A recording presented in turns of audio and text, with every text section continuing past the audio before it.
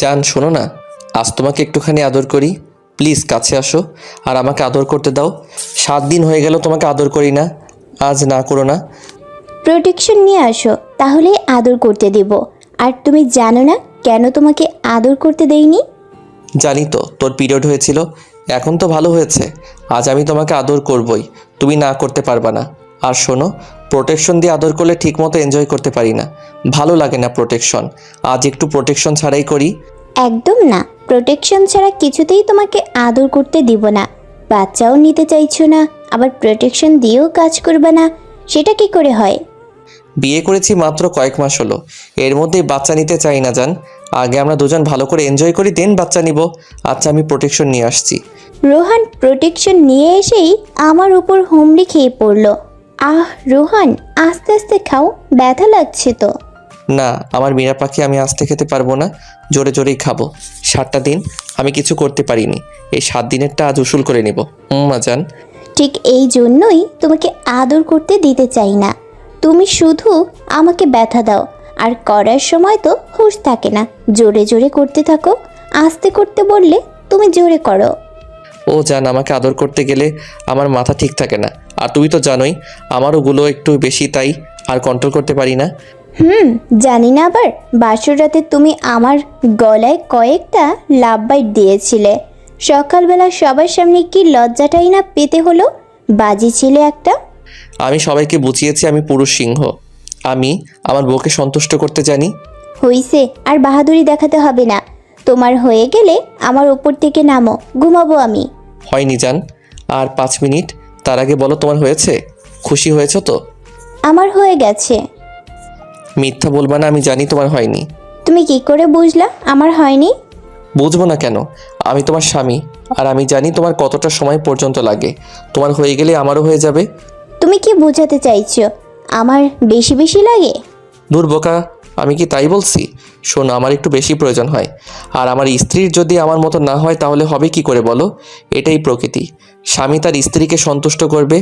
তুমি সব জেনে বসে আছো। আহ জান, আমি আর পারছি না, কিছু একটা করো। আবার স্ত্রী তার স্বামীকে সন্তুষ্ট করবে। এই তো তোমার হয়ে গেছে, তোমার হয়ে গেলেই তুই এই কথাটা বলো। জান, আমারও হয়ে গেছে। জান। রোহান আমার শরীরের ওপর ওর সমস্ত ভার ছেড়ে দিল, এরপর আমার ঠোঁট দুটো দখল করে নিল। জান চলো আমরা একসাথে শাওয়ার নিয়ে আসি, শাওয়ার নিলে ঘুমটা ক্লিয়ার হবে। শাওয়ার নিয়ে আসলে আবার দুষ্টুমি করবে না তো? না জান, আর দুষ্টামি করবো না। কাল খুব সকাল সকাল অফিসে যেতে হবে, কাল একটা গুরুত্বপূর্ণ মিটিং আছে।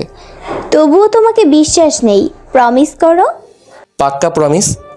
এরপর দুজনে মিলে একসাথে শাওয়ার নিলাম। ওয়াশরুম থেকে বের হয়ে এসে রোহান আমার চুলগুলো শুকাতে লাগলো।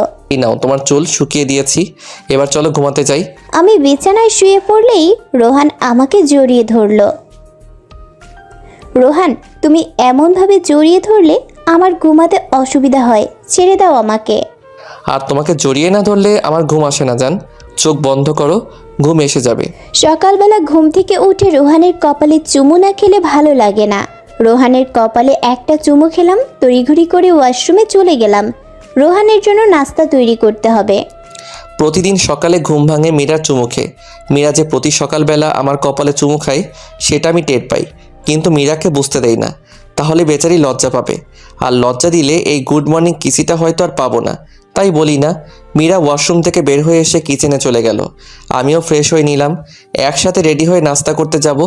রেডি হয়ে ডাইনিংয়ে আসলাম। মীরা, তোমার নাস্তা বানানো হলো?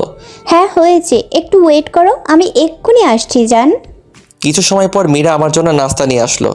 মীরা আমাকে খেতে দিল। মীরার একটা অভ্যাস আছে, আমার প্লেট থেকে ওকে একটু খাইয়ে না দিলে সারাদিন মন খারাপ করে বসে থাকবে। তাই মীরাকে একটু পানি খাইয়ে দিলাম, এরপর নিজেও খেয়ে নিলাম। জান, আমার খাওয়া শেষ, এবার তুমি খেয়ে নাও। আর শোনো, সাবধানে থেকো, একা একা কোথাও যাবে না। কোনো কিছু প্রয়োজন হলে আমাকে ফোন করো, কেমন? এখন আমি আসি, বাই। তুমি কিছু ভুলে যাওনি তো রোহান?